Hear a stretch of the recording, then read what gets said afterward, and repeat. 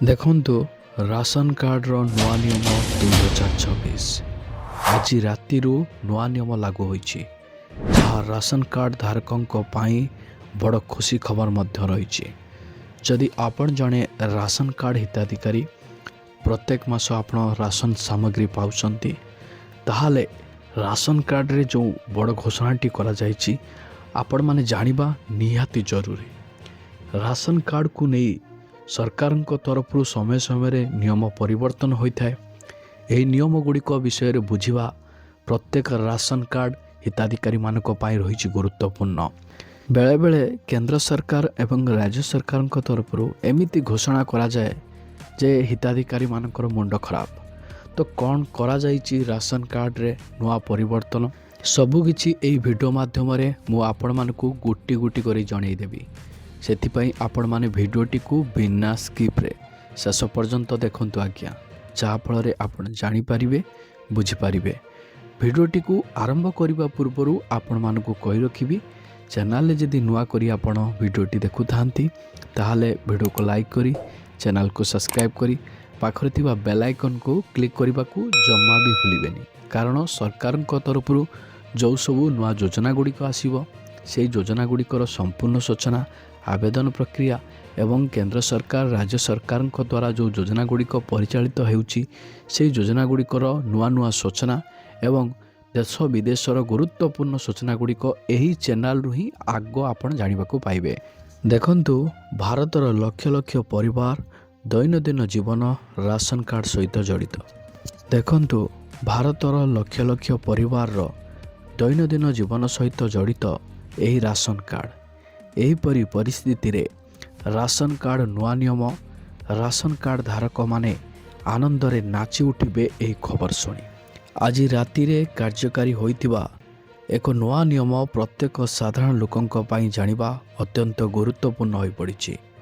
ସରକାର ରାସନ ବ୍ୟବସ୍ଥାକୁ ସହଜ, ସ୍ୱଚ୍ଛ ଏବଂ ଲାଭଦାୟକ କରିବା ପାଇଁ କିଛି ନୂଆ ପରିବର୍ତ୍ତନ କରିଛନ୍ତି, ଯାହା ସିଧାସଳଖ କାର୍ଡ଼ ଧାରକମାନଙ୍କୁ ଲାଭ ଦେବ।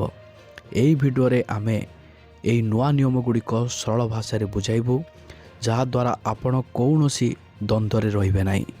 ବର୍ତ୍ତମାନ ଆସନ୍ତୁ ଜାଣିବା ନୂଆ ରାସନ କାର୍ଡ଼ ନିୟମ କ'ଣ ରହିଛି ଏବଂ ଏହା କାହିଁକି ପ୍ରଚଳନ କରାଗଲା।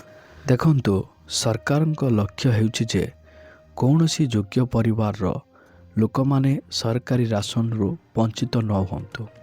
ସାମ୍ପ୍ରତିକ ସମୟରେ ଏହା ଦେଖାଯାଇଛି ଯେ ଅନେକ ଲୋକ ବୈଷୟିକ ସମସ୍ୟା, ଡକୁମେଣ୍ଟେସନ୍ ଅଭାବ ଏବଂ ନିୟମ ବିଷୟରେ ଅଜ୍ଞାନର ଅଭାବ ଯୋଗୁଁ ଅସୁବିଧାର ସମ୍ମୁଖୀନ ହେଉଛନ୍ତି। ଏହାକୁ ଧ୍ୟାନରେ ରଖି ବ୍ୟବସ୍ଥାକୁ ଅଧିକ ସରଳ ଏବଂ ନିର୍ଭରଯୋଗ୍ୟ କରିବା ପାଇଁ ନୂଆ ନିୟମ କାର୍ଯ୍ୟକାରୀ କରାଯାଇଛି।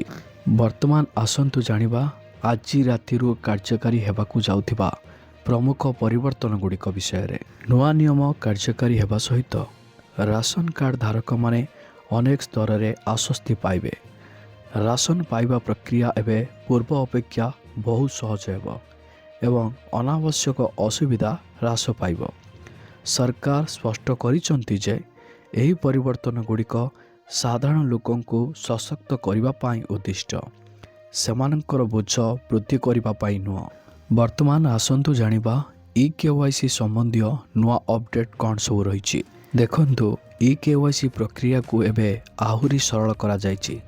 ଯେଉଁମାନେ ଏପର୍ଯ୍ୟନ୍ତ EKYC ସମାପ୍ତ କରିନାହାନ୍ତି, ସେମାନଙ୍କୁ ଅତିରିକ୍ତ ସମୟ ଏବଂ ସହଜ ବିକଳ୍ପ ଦିଆଯାଇଛି।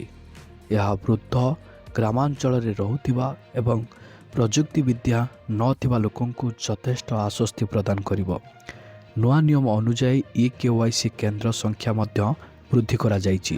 ବର୍ତ୍ତମାନ ଆସନ୍ତୁ ଜାଣିବା ରାସନ ବଣ୍ଟନ ବ୍ୟବସ୍ଥାରେ କେମିତି କ'ଣ ସ୍ୱଚ୍ଛତା ବ୍ୟବସ୍ଥା କରାଯାଇଛି, ତାପରେ ଆସନ୍ତୁ ନଜର ପକାଇବା। ଦେଖନ୍ତୁ, ନୂଆ ନିୟମ ରାସନ ବଣ୍ଟନରେ ସ୍ୱଚ୍ଛତା ବୃଦ୍ଧି କରିବ। ପ୍ରତ୍ୟେକ କାର୍ଡ଼ ଧାରକ କେତେ ରାସନ ପାଇବେ ଏବଂ କେବେ ପାଇବେ ସେ ବିଷୟରେ ସ୍ପଷ୍ଟ ସୂଚନା ପାଇବେ। ଏହା କଳାବଜାରୀ ଏବଂ ଅପବ୍ୟବହାରକୁ ମଧ୍ୟ ରୋକିବ। ସରକାର ଦାବି କରୁଛନ୍ତି ଯେ ଡିଜିଟାଲ ରେକର୍ଡ ତ୍ରୁଟିର ସମ୍ଭାବନାକୁ ଯଥେଷ୍ଟ ହ୍ରାସ କରିବ। ସମ୍ପୂର୍ଣ୍ଣ ସୂଚନା ଜାଣିବା ତ ନିଶ୍ଚୟ, ତା ପୂର୍ବରୁ କହି ରଖିବି ଫ୍ଲିପକାର୍ଟରେ ବଢ଼ିଆ ବଢ଼ିଆ ବକ୍ସ ଗୁଡ଼ିକ ମିଳୁଛି। ଆପଣ ଡାଲି ଚାଉଳ ଚିନି ଇତ୍ୟାଦି ରଖିପାରିବେ। ବହୁତ କମ୍ ରେଟ୍ରେ ମିଳୁଛି। ଡିସ୍କ୍ରିପ୍ସନ୍ରେ ଲିଙ୍କ୍ ପ୍ରୋଭାଇଡ଼୍ କରିଦେଇଛି, ଆପଣମାନେ ଅର୍ଡ଼ର କରିନିଅନ୍ତୁ।